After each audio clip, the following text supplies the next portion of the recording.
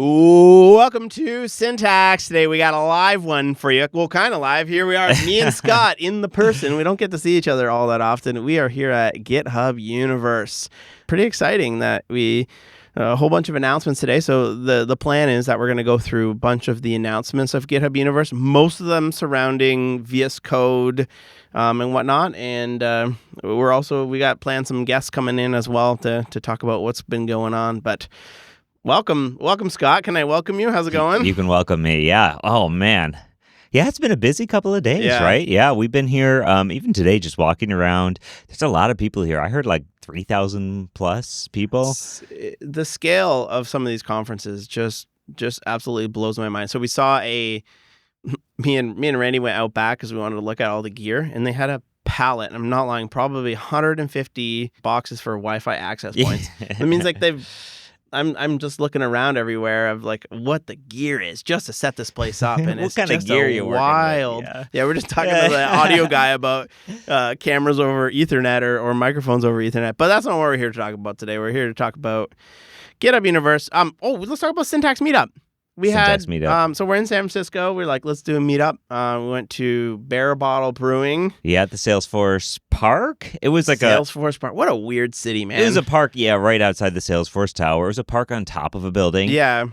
Man, and the foliage in there. It was cool. I don't know if you noticed. There was like different sections where different parts of the park had different types of trees, all kind of like correlated in different sections. Yes, I was noticing that. But no, a lot of people came out and we had just a great time getting to meet everybody. So if you came out, thanks for showing up. And it was one of those like I had met a bunch of people that I've known online for 10, 15 years. And you see some old friends, you meet a whole bunch of really neat new people. Met all the folks from Home Assistant, which was really cool. And like we're gonna try having them on because like they're doing some really cool stuff. Yeah, even like Jason Langsdorff, I felt like I've known him for so long. Yeah. So just seeing him in person. You've never met him in person? I'm like, oh man, hey, we've never been in the same room before. Guy. Yeah. Hey, what's up? Yeah, I know. So thanks everybody for coming out to the meetup. That was super fun. We're going to be doing more of them. So stay tuned. Also, let us know what city you want us to come to because we'll come to you. You know, you live in Grand Rapids or. We talked about oddly enough, Grand Rapids is the one. That's not a joke. I kind of want to go to Grand Rapids. Yeah. Dayton, Ohio is also another kind of cool little city. I'm going to check off Ohio. I'm saying, sorry, Ohio folks, we're not coming there. No, Ann Arbor, Michigan. We can go to Ann Arbor, Michigan. Yeah, Michigan is... Just to give you Michigan is the Canada of the U.S., so I'm in. All right, so this conference... AI. Absolutely freaking everything is AI at this conference, and it's almost overwhelming to a point where it's like we did the little upstairs. There's all these like vendors, the tour, booths. Everyone's got a booth and stuff, and like it's every single person like we're AI for dog walking, and we're AI for absolutely everything. AI for everything, and I think like some of these services too, not to poo-poo any of the companies here, but like you could look at some of these and we were saying like, it feels like at any moment GitHub or somebody could just like snap their fingers and they're out of business. They're donezo. Just because, as we'll talk about later in this episode with the keynote of all the things, all of the things announced. Yeah. Man, it does feel like GitHub is more primed than anybody else to just kind of step in and what do they call it? Like appling a company? Yeah, what is the word is called Sherlock. Sherlock. So before OS X or Mac OS had a launcher, there was this thing called Sherlock, and like Raycast that we use now, right? Yeah, or Alfred. And Alfred, and somebody told me the other day, I never got it that Alfred was called that because Sherlock. Ben Vinegar said that. Yeah. And I don't read books, but I assume that's something to do with the book. I don't know. Honestly, Sherlock Holmes. When he said that, I was like, I don't. At first, I was thinking they got mustaches or something, but I actually do not know what the connection between Sherlock and Alfred is.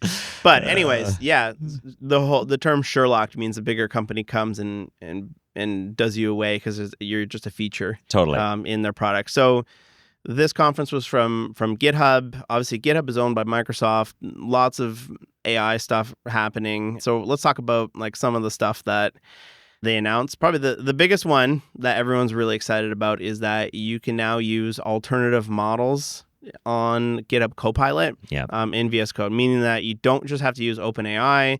Everybody's absolutely loving Claude, and then you can also use Gemini as well. Let's take a step there. When you write or when you go to an LLM to talk code, you're talking shop with an LLM. Are you who are you going for first? Are you calling up Claude? I'm defaulting to Claude. Yeah. It feels like it's the best. Yeah. You know, and even after the GPT 4.0 stuff, or even any of the new ChatGPT additions, I still find Claude to work the best. Yeah. Most often. And it's so funny. I don't know, like they have to get they currently, all of the LLMs have the Sony problem of naming things, where like the Sony WXM00 whatever, they need to just settle on a nice naming structure. You thought ChatGPT had it with GPT 3.5, ChatGPT 4, and it's like, 4.0. Yeah, what's the deal there? And then Claude is Claude, Sonnet, Claude Haiku, 3.5, and I get that they're different, right? Yeah. Those different types of models have the different names, but they released an update to Claude, and it's still Claude 3.5. Yeah, it's like, what's the deal there? Just make it at least 3.8 or something. Yeah, and plus also like it's like a full-time job caring about these things as well. Totally. Like literally, this is my job. Yeah, and I feel like there's a lot to sort of figure out. But I think like one thing you can kind of take away from all this is the LLMs are table stakes. You don't see a lot of people aside from these massive companies making their own models. Totally. Obviously, Hugging Face has like 1 million models on it, and people are making smaller models. But these massive models that people are building tools for, they're not building their own models anymore. They are building tools on top of them, and the sauce comes from not having your model, but the sauce comes from how do you provide the data to the LLM in such a way that it actually understands it, and maybe it's multi-stepped, and then also like what's the UX for actually using these things, right? Yeah. Chat is one of them, but as we're seeing with Cursor, Cursor uses OpenAI or Claude or any of these models, and the killer feature of Cursor is the UI. It's the way you interact with it. There's a lot of killer features of Cursor that are now probably no longer unique to Cursor. We'll get into in just a bit, but I do think it's interesting that this is essentially a Microsoft conference, right? And you kind of get by all accounts, Microsoft's relationship with OpenAI, right? Yeah. So for them to open it up and say, you know what, you can use Gemini, you can use Claude, that does feel like actually like a positive step. I mean, given like Apple, right? Do you think Apple as a company, if they were doing this, would ever be like, you know what, you can use these other things that are not that's a good question. part of our ecosystem? No, Apple would not. They would say, we're locking you in because that's the way we make all the money. So I feel like that's product positive. Company. I think they realize, like, at the end of the day, your entry into this whole ecosystem is via this tooling, right? If they eventually you want to deploy your app to Azure or buy a copy of Microsoft Word or whatever is going on, the entry point to that is a lot of it for developers at least is coding, right? If it's not good, people are just going to go flip to something else, and then you've lost the top of the funnel on that, and all of a sudden they're deploying to Google Cloud instead of Azure. Yeah, right. Especially if you're launching a lot of the stuff that they did launch, I think the message would be, I'm still going to use Claude because Claude lets me use Anthropic. Claude lets me use the model of my choice. You mean Cursor? Cursor. Yeah. Yes. Claude. Cursor. Claude is Cursor, the model from Gemini, Anthropic. Yeah. Lots of words. Let's talk about that. Their big announcement, Cassie Williams came up and did the keynote, was that, at least the big announcement for VS Code was most of the features, I won't say all because we'll talk about which ones are missing, but most of the features that everybody's like, man, Cursor is so much better. A lot of them have been now brought back into VS Code, which we kind of knew this was coming, right? Yep. Being like, Cursor is so much better. We've said it ourselves. It's amazing. I use Cursor full time. Me too. I've been using Cursor which is for crazy. Probably about 2.5 weeks full time now. Yeah. It's better. But you got to think, well, they're going to come along and just, we'll just do that as well. We make the editor. Yeah. And we also, a lot of these features that announce have such a tight integration with GitHub, where the whole dev flow is not just open up the editor and write the code. The whole dev flow is part of GitHub, right? You have code reviews and Totally. all that good stuff. So you're bought into GitHub. We're all bought into GitHub. I mean, I think there's people who are on Bitbucket. There's people who are on, what is it? GitLab. GitLab, yeah. But we're mostly all bought into GitHub. So for GitHub to come out, and let's start actually with the features. The first one being multi-file editing.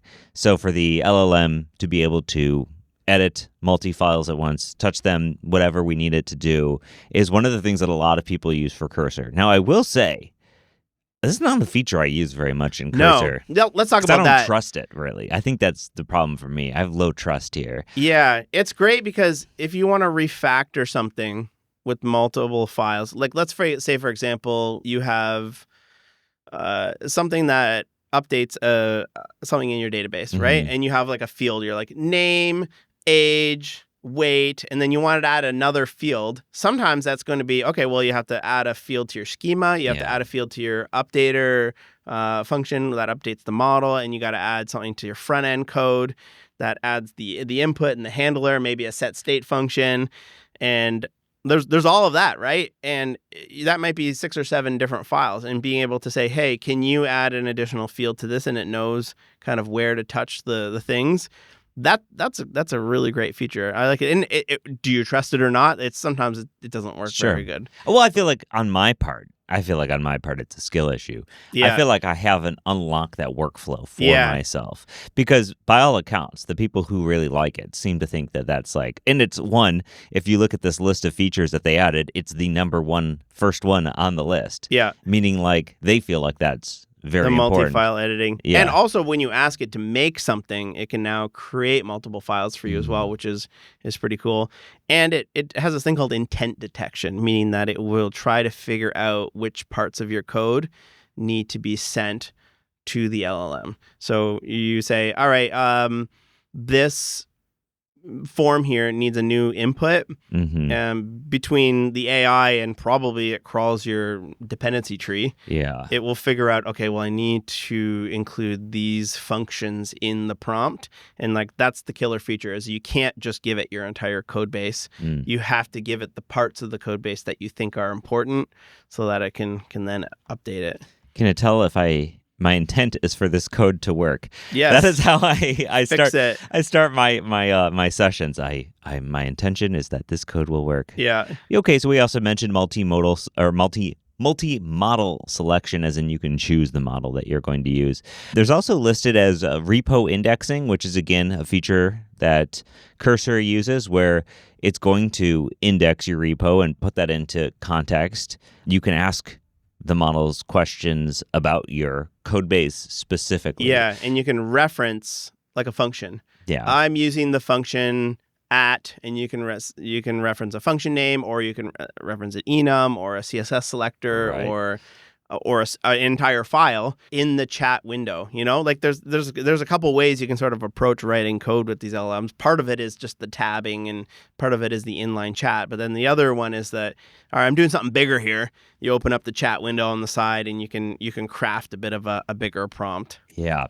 There's also, too, I think this one is one of the things I'm most excited about, is the Copilot instructions, where you can give it a Copilot instructions. I believe in Cursor, it's Cursor rules. Is that correct? Yeah. Yeah. And what's fun actually about this is, I don't know if you experienced this, but there's a website that we'll link it in the show notes. I don't have it handy right now. That is just a repository of Cursor rules. And if you're building an X, Y, and Z site, you can filter. I'm building a Svelte 5 Svelte Kit site, and somebody's already written a template of a Cursor rules file for you. Yeah. Now, I wonder, because I have not seen what the instruction files look like yet. I would have to imagine they're extremely similar to what a Cursor rules file is. Yeah, it's just what's giving some you examples of what you will put in a Cursor rules? Oh man, let me pull up Show Hacker News Cursor rules directory. You are an expert in TypeScript and React Expo mobile UI. Write concise technical TypeScript. Use functional declarative prefer iteration and modularization over duplication. Yeah. Use descriptive variables. Okay, so these are just like your like preferences when you're building something. Like a very simple one is prefer types over interfaces. Correct. Yeah, and actually that is the type of thing that I really like, because I do happen to be kind of particular about the things. And I'm sure most people are, right? Oh, I'm looking for the one that I have inside of I made a Svelte 5 branch for our Syntax site. Yeah. But it was essentially, you are a Svelte 5 app. Here's the links to the Svelte 5 documentation. Yeah. Here are the links to the Svelte Kit documentation. We prefer classes instead of functions for Svelte state. We prefer this instead of this. Here's what we're doing for styles. Here's all of our CSS variables and what they're used for. Mm-hmm. And you're giving it that context. And I found it to be so handy in terms of the code that ends up being apply output. Comments in Canadian slang. Where apply comments or heavily comment the code base, or do not code base, or do not comment at all. Yeah. Oh, sorry. Yeah. Cursor directory. That site is so good, and I found a lot of different rules there that what I do is I don't use any of these specifically out of the box, but I do use them as a starting place to then delete and tweak and whatever. I find it to be very helpful. So it will be interesting to see if it is just essentially a file like this with instructions and have it function just the same. I would imagine it is, given how these things will function. The one thing, and we're going to ask Harold when he comes in about this, is they did not announce my favorite feature of Cursor, which is the multiple line suggestions. Mm-hmm. So in Cursor, when you're just sitting there, you're not writing anything, it will scan your code and it will find pieces that are inconsistent or have syntax issues. Or, for example, if you did all caps for 3 of them and then the next one you did lowercase, it will try to suggest it for you. And it will suggest edits that are multiple lines and on different lines. So you could be editing 3 or 4 different lines at once. And that's part of why Cursor had to fork VS Code, because that UI is just not part of VS Code at all. So that was not announced at all. You gotta think that they're working on that, because I think that's my favorite feature. Is it not? What's yours? It does kind of feel like it's the type of thing that would just show up and you'd be like, oh, they didn't mention it, but here it is. You think so? Well, I mean, if you look at this list of features, it's kind of like Cursor's entire list of features. I watched the whole demo like a hawk looking for that, and I didn't see it. They do the editing. So it's called multi-file edit. No, not multi-file. It's basically prompt edits where you can say, edit this file, and when it does propose the changes, it overlays them in the green for new stuff and the red for stuff that's going to be deleted. But as you're typing, you usually get ghost text. Yeah, the Cursor multiple line and multiple edits at once, where you just hit tab, tab, tab. And Cursor will also try to guess where your cursor will go next. Yeah. And it works great. I like it a lot. You know what it works so great for? Especially when you have something that maybe you're refactoring and you've all of a sudden made a change somewhere, and you want to make that same change across several different parts of the code base, or not even code base, several different parts of the file, but even several different parts of like actual structure and code, things that you can't do find and replace for, things that are not directly connected, you can't rename symbol. And let's say I copy and paste some code, right? I got it off the internet. I paste this code and it's in camel case. I want this code to be in snake case, because my entire code base is, right? Because I'm a weirdo. Yeah. And I start changing one variable to be snake case. Cursor will just tell me, it will just guess. It'll say, oh, you want all these other ones to be in snake case too? I got you. Hit tab. Yeah. All right, got it. So for me, that's the thing I use the most. But like you said, just being able to like have it know exactly what you're going to do next. Yeah. I was joking that my coding lately has just been hitting the tab key, because it once it understands what you're trying to do, it can really take it from there in a lot of ways. I mean, not completely. It's not building this stuff. But it's like shocking. And I know people are like, oh, the AI is too hyped. Like, this is not hyped up. I honestly think that this is the way that the future of code will look. if not even more. And it just feels good. And it's not an LLM. They're using the same LLMs as us. It's the way that you interact with the LLM, and it just feels very natural as someone who is used to using a VS Code to edit code. Yeah, to me it feels like autocomplete for your brain. Yes, yeah. It's faster for me because I know what I'm trying to do. I know what I'm trying to I know what I'm about to type. But just simply the act of typing it actually takes more time than you kind of expect. They're also listed on the features for Copilot for VS Code as a code review feature. Yeah. Did you catch what that was? Because I did not catch what that was. I either caught it in there or in the... So they also have this thing called GitHub Workspaces, which is still waitlisted. But the idea is that there's coding, but then there's also like pull requests and code review, and there's all these like things around it. And like a very basic example is somebody submits a pull request. Yeah. And you go, that's good, but I'm going to change this one thing, right? And maybe you can edit it online, or maybe you have to pull it locally and make a bit of an edit. But like imagine you could write a prompt, be like, this is a good pull request, but modify it to use camel case or something like that. So, or code review, like I definitely saw that sending a pull request. That demo in Workspaces, which like to me that seemed like extremely handy. Yeah. Because when you get into a code review, the thing that I hate is then pulling that code. Like I almost all the time end up making edits directly in the GitHub editor, which is like not my... So, well, here's a question. When you're doing a code review, say I added a bunch of features to the Syntax website, I submit a pull request, and I say, Scott, can you review this for me? It's obviously bad. Do you do that in Copilot, or do you do that in VS Code? Do you do that in GitHub or in VS Code? It's a matter of how extensive the work needs to be. Yeah. If it's changing a couple things or adding a comment or whatever. I mean, if it's 10, 20 lines of code, I'll do it directly in GitHub every time. Yeah. I it feels found like myself a doing more and more in VS Code because I realized like a lot of people do all their version control, they do all their pull requests, they do all their code reviews. You can add comments on certain lines. The comments show up like inline on it, and it's a very nice experience. It's also because like I'm in VS Code. Yeah. Right inside of VS Code. So I'm assuming how does it do that? It's amazing. So it's in VS Code. Is it a plugin or is it just part of VS Code? I don't know. Do you have to use a GitHub plugin of VS Code? Man, I've been in, I don't know. GitHub Pull Requests is the plugin. It's a plugin. And I don't know if it comes installed by default or not, but when somebody sends a pull request, you can go through the entire pull request and it'll show you what has changed, and you can write comments right in line.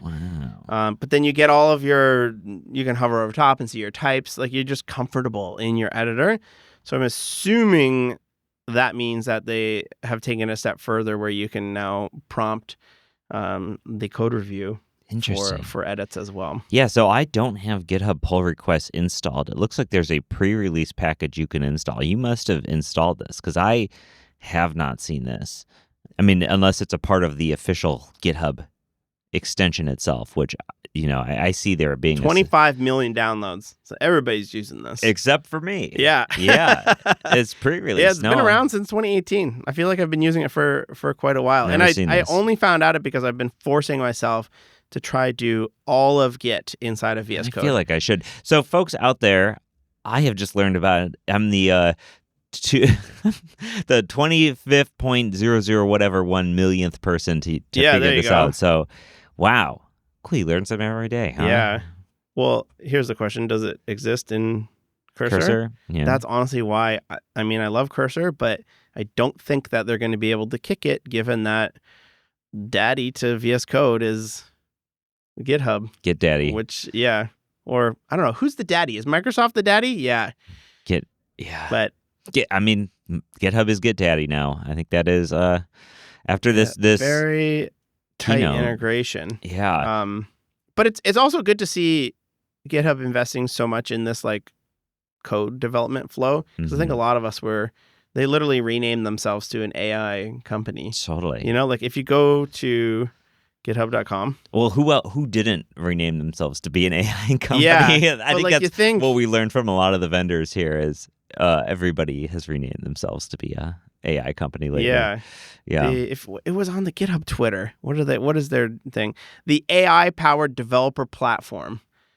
That's pretty ambitious. That's ambitious. Especially for such an established business like GitHub to like, hey, we're doing the AI thing. Like, I understand a lot of these startups upstairs are doing that because their initial product didn't pan out. And Copilot was just initially just some experiment. I mean, it is crazy how often that happens. I mean, granted, each company probably has a billion terrible internal experiments that never, you know, come up to anything. But like the fact that Copilot can now become the identity in that sort of way, just like Gmail for a while became like the Google identity. Yeah. So GitHub Next is the like arm of GitHub that just tries wacky stuff, and sometimes it doesn't pan out. But you gotta. I wonder what other like companies like what does Google's experiment look like? They've done. I mean, Gmail was an experiment. Gmail was, but like now is there Google Wave? Google something that was Google not Circles. 15 years ago. Now I mean, who knows? But do they have that? They must. They must. You know, yes. like I met people at the meetup yesterday that are like VC company, and they just have developers on staff to build these ideas. Yeah, because they're just like, well, this guy has an idea. We got devs. Let's try it. Yes, an unreleased feature of YouTube that Travis is working on. Yeah. I'm not going to talk about it here. They might have to kill you. What is it? No, tell me. I'll tell you off. Randy will beep it. Yeah, no. But it's funny because I think it's something that will be here in no time. I'm not going to. What is it? What feature is it? It's just a YouTube. It's a YouTube feature. Can you DM me it? Yeah, I'll DM it to you right now. We don't want to be on the screen though. You told me what it was. Yeah. Well, either way, I do think that those types of things are coming out of Google's internal, but maybe it's less moonshotty than it was before, or maybe we're just not hearing about it. Because the YouTube rollout for 3-minute shorts is like 8 stages of. So they're increasing YouTube shorts from 90 seconds to like 3 minutes long. Yeah. And the rollout for it is you upload them now, and maybe in the future we'll classify them as shorts. And they had this huge blog post, which is 4 stages of rollout into 2025 to increase the max length of a YouTube video. And it's just like, is that the state of, and it's clear that it's not a technical limitation. You know? Yeah. It's got to be just Google probably internal. An if statement. How long is this video? If it's less than 60 seconds, and if it has the 9:16 ratio, it's a short. And TikTok, all of a sudden, like TikTok will be like, yeah, your TikToks can be 34 minutes now. Who cares? You know, I mean, it's just like random one day. Yeah, it's wild. I uploaded a 13-minute TikTok and it got 1.8 million views, which and makes no nobody watched the whole thing. Yeah, like it tells you like 0.2% of people have watched the whole thing. Like, yeah, no one's sitting there watching a 13-minute video, but they pushed it to so many people because they're trying to be YouTube. Okay, let's keep moving here. So we talked about GitHub Copilot for VS Code. There's also the GitHub Marketplace. Yes, and this is where you can add models. I did not get into the building at this point. Yeah, I was not here yet. So the idea here is that there's all these models out there that are. You've got the Llama one from Facebook. Llama. There's Mistral. There's all these different models that are good at different things, right? Mm-hmm. And in order to try them out, there's this massive company called Hugging Face. And Hugging Face is literally the GitHub for AI. And it's kind of like, wow, shouldn't GitHub have been the GitHub for AI models? Okay. Is this? This is not entirely what... Hugging Face is huge, but the idea here is that they have a playground. So what you'll be able to do is you'll be able to grab these models, run some queries against it. Vercel has an AI playground, which is very much like this. Okay. So maybe Vercel's AI playground is really good. You can see like 6 models at once, and you can see the differences between them all. But what this is, you can look at all the different models, you can run them in parallel, and you can kind of just like, before I download this like 32 gig model and go ahead and use it. And I'm assuming the thing is like, oh, we want to use this model. I don't know how you actually use it, but I'm assuming it all goes back to Azure, at the end of the day. Servers. Azure. Yeah. Man. They didn't say the word Azure at all, but I feel like that, yeah. If the word Azure pops up in here, then we get a little scared. Have you ever used the Azure dashboard? I don't. I've used the Azure dashboard for several things, and it's a scary place. Deploying a VS, so I have a VS Code plugin, and getting that thing published is that's what I'm saying. Pain in the butt. Yeah, I mean, whether it's that or anything. Yeah. What is it with these companies, whether it's AWS or Google's is awful too, or Azure? Like Cloudflare's is just amazing. Nobody can develop API key from Cloudflare today. I just clicked. I want an API key, and it showed up. I almost forget that Cloudflare is even in that same world because the dashboard is so light years ahead, and it's light years ahead just by not being pure dog shit. Yeah, like that is it's a hard thing because you need control over everything. AWS, you need users, and those need to be in groups, and you need to say, well, this person can read this thing and they can spin up droplets, but they can't delete a droplet, and it's so complex, and there's complex approvals. I need a Google Maps API key that needs to go through somebody, and like enterprise is a whole nother ball game, but you require special people to like click those buttons, right? I wonder if a little bit of it too is that this is like a very engineer heavy place. Yeah. And like, are they putting their designers or their UX engineers to develop these dashboards, or like they're just like, oh, the engineers will figure it out? Yeah, that's a good question. They'll search for what they need and get there. They don't need the easy path. Yeah, quite honestly, it's why companies like Vercel are popular. Obviously, there's other features, but it's hard, man. Make it easy. Hard to click those buttons. Yeah, I agree. So this marketplace seems dope. You can run them in parallel. You can try them out, and it's available to all users well past the time you're listening to this episode. Yeah. So you can go and try this out.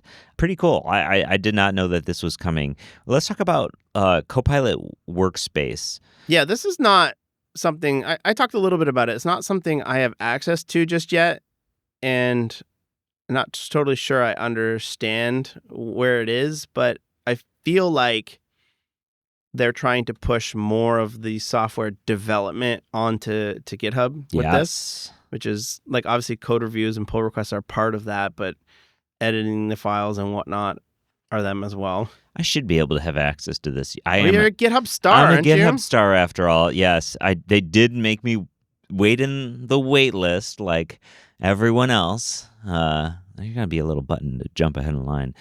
Yeah, I don't know. It is funny. As I say that like tongue in cheek, but as a GitHub star, you usually do get access to a lot of stuff like this a little bit early to test, and I probably could if I pushed it. But I'm interested in that. There were some really interesting things with the Copilot Workspace that they announced. Like one of the things was like developing a plan. I have a plan. I need to do this. I have a GitHub issue. This is the thing I would like to do. Yeah. And it develops a whole kind of checklist and then goes through the checklist. Oh, and then edits multiple files to complete it. I highly recommend checking out the interface for this, of which we will put in the show notes. You can go to the marketing site. But I thought this was maybe the most impressive demo today, because what it did is it took, I have a problem. Yeah. And it broke it down into steps like a human would have. And then it just worked on solving those steps. Like, all right, what do I got to do? What do I, it's like, it really made me be like, this is solving the problem exactly how I might approach it, which feels different than just hitting tab to autocomplete a bunch of code, And I also think like the whole like actions, GitHub actions on something, wouldn't it be sick if those were written in plain text versus or whatever? Actions, so like you got to think a lot about like check for security issues or check for common mistakes that are happening. Really, you could create a whole set of these linting tasks. I'm kind of worried to say linting because linting is so structured based on like the file tree, but things that require a bit more human attention. Yeah. That'd be an interesting use case for that type of thing. Okay, so here's all the stuff that the next iteration of Copilot Workspaces can do. It can brainstorm a feature. It can even suggest questions or ask for options. It can generate a plan, like I said, and then you can edit these steps by hand. So like when it generates a plan, it creates this checklist for you type of interface. Yeah. And then you can modify that before it even starts getting into code. So it is letting the hand of the developer step in there and modify this. And then it can create revisions. It can build and repair. Okay. And then guess what? It is going to be used, as we talked about a bit, in pull requests for doing code reviews, right? So instead of having to go to your editor, you could just pop it open in GitHub Workspaces. You could have it, you create your code review, and potentially just simply by creating the code review, it completes the modifications needed to satisfy that. I think this is probably their tool for building an entire app, because eventually part of that plan will be here's what I want to build. And that is it. I mean, right now, that PR feature, it's like, oh, here's what's wrong. All right, hold on a second. Let me make a plan and get that for you. Yeah. All right, how's this plan look, Chief? All right, it's good. Let's go. LGMT. Man. LGMT? Yeah. Looks good to me. Let's get that money. Let's get that money, yeah. Yeah, GitHub's responding to me. Let's get that money. Oh, man. And then I think, what was the last thing that they announced? Spark. GitHub Spark, which is their text-to-code. Basically, you've seen Vercel's V0. V0. Explain to the audience. Code V0. Sandbox came out with it. The idea is that you can say, build me a Spotify application that does X, Y, and Z, and it will come up with the whole interface for it, or build a course platform dashboard along with the Node.js server code that can go back and forth to it. And they're getting pretty good, at the very least, for version 0, for being able to just generate an idea very quickly. Yeah, V0, for those of you who didn't catch that, it's named V0 because it's like, we're going to create the version 0 of your work, whatever you're working on, and then you can take it from there. Not a tool that I use myself. No, I think that it will start to become a bit more popular. Yeah. The V0 was pretty heavily focused on ShadCN and React, but that's not the case anymore. And then is that not the case anymore? About a week ago. No, you can use a lot more with it now. And then about a week and a half ago, StackBlitz came out with Bolt, Bolt.new. Yes. You should check that out. And that one is great because it works with all the frameworks and TypeScript. And it's pretty heavily like us, like our audience generated, right? Build me a Next.js app, build me a Svelte Kit app with server JavaScript that does X, Y, and Z, and it will scaffold it on out. So those are pretty cool. But again, the StackBlitz had a really good tweet about it. They just showed like the Matrix guy dodging a bullet. You got to think like they probably knew that this was coming if they launched it a week and a half ago. Oh, right, to get out in front of it. To get out in front of it, yeah. So, but again, it's just so they announced their own version of this, which is pretty nifty. And the killer feature is that it could be integrated with GitHub and immediately just get going from there. So again, we'll have to try it. It's not out just yet. So. Yeah. So to be very clear, GitHub Spark is a natural language tool for building apps. Yes. You tell it what you want, it builds it. What I thought was interesting about this is that it gave you iteration settings where you could tell it how you'd like to iterate on it. But in the settings, in an actual UI, you could tell it things like, oh, I want the border radius to be more or less. I want the theme color to be this. Go back and forth I want 6 or 7 times. Scale to be larger or smaller. And I thought that was an interesting kind of like no code, low code UI tool for iterating on something you didn't even write in the first place. Yeah. I will say crazy. that the GitHub Spark has says GitHub Spark subscribes to the Unix philosophy, where software can be unapologetic about doing one thing and one thing well, specifically as you want. So micro apps doesn't refer to the size of the apps, but rather the size and its intended feature complexity, which is a very nice way to say this doesn't work on building more complex stuff. Yeah. Their demo was a tic-tac-toe game with a hippo and a duck. Yeah. Which, honestly, hey, that's fun. If I wanted to build something like that for my kid or something, it would be nice not to have to actually code that, right? Yeah.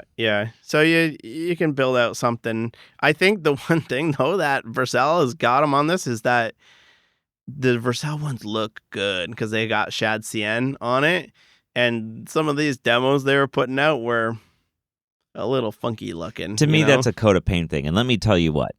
I think the only time that I want a tool like this to determine the aesthetic of my stuff is when I don't have an existing aesthetic. I don't have an existing design system. I don't have an existing CSS code base. If I do, I have built this entire code base up. We spent all this money on a design system, our own CSS, whatever. You have the whole look of this thing down, and then it spits you out some generic looking Vercel component, and you're just going to toss that into your app. I don't want that. I want a completely unstyled But I think thing. at that point, then you move to Copilot and say, add this feature to my existing code base, not I'm building this thing from scratch. I don't think it's let's build this and then migrate it into our app. It's, I have an idea for something I want to build it for me. I just think that is my problem with the V0 stuff, is that it all just looks so stale. Well, now you can tell it not to use Shadcn. You can tell Shadcn's not the problem. I think it's like the default coat of paint on everything. Oh, yeah. I can see that. Because Shadcn is more about how it works and functions. And no shade about that, because I think that stuff is all pretty amazing. Every single UI library that comes with a default looking the way that it looks has this problem, because like Material UI had this. Material UI is just a good way to write components and modules, and they can look like whatever you want. Yeah. But most people will just use what it looks like out of the box, right? And like we talked to the Home Assistant guys the other day about, I was like, man, Material UI just looks tired. And he's like, they ripped Material UI out of Home Assistant. Did they? Yeah. Okay. Because it does, Home Assistant does have very old Material look to parts of it. Yeah. You know? It's gone. It's not out. It's out in like 2 days, they said, but it still looks a little Material, but it's much cleaner, and I'm assuming it is much easier to now theme it to.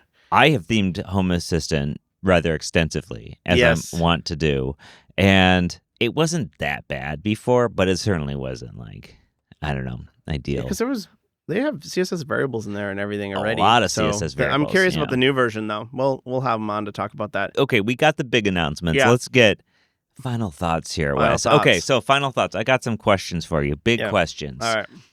Do any of these features pull you away from Cursor today? I think without the tabbing, multiple line tabbing completion, no.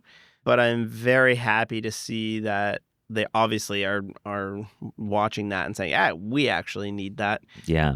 And it could potentially be better, right? They created the code assistant. Totally. I think. Yeah. Like, they might have been the first one. They're the one that got everybody on it. So they clearly have ideas as to how to approach these things. And maybe they have some even better ideas as to what the UI should look like with this. Because the UI in Cursor does feel a little tacked on. Even though it feels nice to use, aesthetically it does feel a little tacked on. Like not quite Yeah. Well, that's the native. other question, I think, is what does the future of coding look like? Do we take our editor and tack on AI, or do we rethink everything, which I think is what Workspaces is? I think Workspace. Workspace. Okay, Yeah. That's big question number one. Yeah. Big question number two here. What products do you think are in trouble from this? V0, okay? Do you think V0 or any of Vercel's Playground or any of their kind of additional offerings, Yeah. do you think they sweat it all from seeing this? Not as a major hit to the company, because obviously they have more things going for them. They sweated about it at some point, also because people are paying for GitHub already. They're paying for GitHub already. Their code's already there. Do you know what they say? I don't know if you know about this. In hockey, because I'm having to explain hockey to a Canadian. Yeah. In hockey, they're often talking about if somebody wants to take less money or take more, like, okay, they're going to be traded somewhere. I'm going to trade you to Toronto, but I'm playing for Detroit right now. Yeah. And Toronto's going to pay you $2 million more a year. They might turn that down because hockey players notoriously like to stay where all their stuff is. My stuff's here. I'm not leaving, right? Yeah. So, like, what about that? Like, my code's, all my stuff's here. Yeah. Why am I going to go move it to somewhere else or use something that's somewhere else? If all my stuff's here, I'm just going to use the tools that are right here. So someone on Twitter was like, oh, it's too late. Cursor already won. And I was like, calm down. We're like 3.5 weeks into everybody freaking out about Cursor. And then the best reply to that is you severely underestimate enterprise, which walking around this conference, man, the enterprise is something else. Something else. Yeah. So it's hard. And like I'm sure the other thing is like these smaller companies can move faster. Vercel has excellent taste, and they got some of the smartest minds in this. So they got taste. They got minds. Honestly, it comes down to, is this better? Because you look at the reason why we all moved to Cursor is because they both technically do the same thing. Sure. But it's way better. It feels better. The code suggestions are better. All of the stuff is better, and people just say, it's just better. So they're telling us here, we have these features now, but let's try it, because again, the sauce of this is how do you put these bits together and provide that to the LLM? All right, I'm putting a stake in the ground. We'll do a hasty treat on this in 1 month. And it is Copilot or GitHub Universe new features versus Cursor 1 month later. What is the fallout? Has it changed our workflow? Yeah. How is it different? Have things changed at all? Because again, I moved entirely over to Cursor, but mostly just because, again, you can import all your settings. It's basically the same editor. Yeah. It's not like learning a whole new thing. And it had additional features. Now, those additional features all come to VSCode, then I'll move back. Yeah, I wonder if Cursor's sweating from this. Oh, guarantee. But you also have to think, like, they knew that this was coming. I love how everybody, they knew that this was coming. Do you think there's like, oh, well, that's fine. Yeah. So I'm a little worried about, like, at what point does VS Code start releasing features that are not open source so that Cursor can't get them? Yeah. We'll see. But anyways, I'm happy for all this competition. Everything's getting awesome. Everything's great. Some stuff is scary, but I'm really happy that we have something like Cursor, which gives them a kick in the pants to make this stuff even better. And I'm just a happy guy sitting here enjoying it all. Just a happy guy sitting here enjoying it all. Yeah. By the way, I want to talk about this before we move off of this. Oh yeah. We got these badges at GitHub Universe. And yes, there's a lot of cameras in this room. For people who don't know, you're covering. I bet the camera can't even focus on that. Oh, that's yours. Sorry, I covered your camera. Okay. Yeah. Either way, these things are what? They're a little circuit board. There's a Raspberry Pi processor on them, an ARM processor. There is a e-ink screen, and I had Jan from Nike put my little that's really cool. Heck, my little Syntax logo on here. I can tell you, I go to the grocery store every day. And I look at these things, and they have these at your grocery store? Yeah, these e-ink displays are every price tag in almost every store in Canada. Are you living in the future? Yeah. They do not have that in the... It drives me crazy because you know what they can do? They can jack the price up on an hourly basis. How about this? They detect... You walk closer, and it looks at your bank account, and it's like, oh, here comes Big Money Boss. Let's dial... Yeah, honestly, like, I'm kind of... Or even just like... Oh, it's before Thanksgiving. Let's increase every price in the store 10%. Yeah. Or we get a little bit of a rush on Saturday mornings. Let's earn a little bit. Or like, oh man, this product is selling really hot. Surge pricing. Immediately change it. And like previously, you had to get everybody in the room to go put like price tags on everything, and you can update the price of every item in your store immediately. Yeah. It's kind of scary. But I'm always curious how the tech works beyond the doom of grocery prices. Sure. But apparently it's a full Raspberry Pi on here, very hackable. A Badger. I am going to get something running on here. I'm very excited about this. Yeah, it's cool. It's got USB-C in here, which is how you connect it. There's a little hacking assistant or tool. if you're a real one, you use the TX-RX ports. Yeah, who's got one of those sitting around?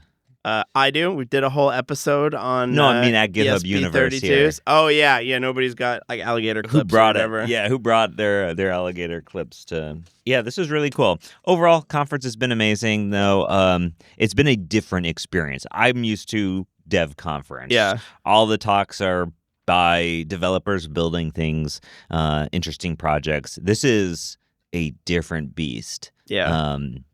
But there's a big energy here. And it's been a lot of fun. Yeah, it's pretty cool. Enjoy it. And appreciate GitHub for having us out. Yeah. All right, let's wrap this thing up. We're talking about sick picks. You got a sick pick for me? I got a sick pick, and honestly, I think you might have the same sick pick. All right. This is something that we both experienced this week. This is a perfect SF GitHub Universe sick pick. Was it? Someone pooping on the street? Oh, no, not that part of San Francisco. Okay. Honestly, you know what? I think that is something we both experienced at different times here. But no, not that. Okay. My sick pick is the Waymo. Oh, yeah. Self-driving taxi. Self-driving taxi. Let me tell you, I got into Waymo. I push the button on my phone, it unlocks, I get in, it's like, hello, Scott. And then you push the go button. And then, you know what? Nobody says another word to you until you're at your destination. And I'm just antisocial enough that like that to me is a killer feature. I don't want to talk to somebody when I'm going somewhere. I just want to pull out my phone and stare at my phone until I get there. Oh man. It's wild. So I took 2 of them. I've taken 3 now. So and I'm obsessed. I don't know if this is the right word. The juxtaposition of a self-driving car pulling up as a man is relieving himself on the street. It makes the city unbelievable to me. It's so cool. It's so good. It's like you're like, oh, self-driving car. I'm not sure if it's gonna like run off a cliff. Like 2 minutes in, you're like, oh yeah, this feels good. And like I have a Tesla with the self-driving in it, and it's the self-driving. This is way better. Yeah, this is way better. So smooth. All the things. It's pretty aggressive. It's just aggressive enough. It's really nice. Yeah, feels good. I know I had people messaging me, were you scared to be in the self-driving car? And the answer is after like 10 seconds in it, you're like, I'm very cool. I'm cool as a cucumber in this thing. It is a really impressive experience. Yeah. Not only just the app, the software, the cars are Jaguar I-Paces. Yeah. Everything just felt great. So we pulled over, and as we pulled over, there was a bike lane, and some guy on a motor or a scooter, moped, something like that was in the bike lane flying, and I was just about to open the door, and it goes, heads up, there's a motorcycle on your right, and he went boom, and I was like, this thing I think I trust computers a lot because the thing can look both ways at an intersection. I can't. Yeah. You know? You have the eyes in front, like Yeah. And like I'm still obviously like, oh, I don't know if I trust a computer to do this type of stuff, but statistically it's pretty good. It stopped for a chihuahua in front of me, and that's a little chihuahua. Now, granted, you would expect it to stop for a chihuahua. Yeah. But still, it's the whole experience. But it shows you, and it shows you the like cars in the intersection. But like we were at like a weird like fork in the road intersection, and there was a car probably 200 meters away, and it had a blinker on, and I could hardly see that there was a blinker on, and it was like just showed us in the model, blink, blink, blink. So let me tell you, the scariest thing for me, the most impressive thing, was there was a stop where I had a stop sign, and then the other one was a drive-through, but then there was a big ass truck parked here blocking so that the other lane going one way could just fly through, right? And so the Waymo kind of creeps forward, and I'm thinking it's not going to be able to see around this truck, and the car's just going to fly through and T-bone me, right? It creeps forward, and it just must have gotten far enough forward that it could see around it. Yeah, and then it also has all the sensors, so it can bounce like LiDAR under things, so it can see like it can see through things, right? Because it can bounce the signals underneath cars and kind of see around, which is impressive experience. Not something cameras can do. Yeah. I left it being like, yeah, get me one of these on my Christmas list. Yeah. No, I'll get one when they're like, I'll get one from a junkyard and be one of those YouTube videos. I'm rebuilding a wrecked Waymo. I'm going to build a black box for the inside of mine and just hang out in the black box. Well, that's my sick pick too. And that was super fun. So yes. if you ever come to a city that has a Waymo, give it a shot. It's kind of a fun experience. It's a fun experience for sure. Cool. All right. Well, that's all we got for you. Peace. Thanks. Peace.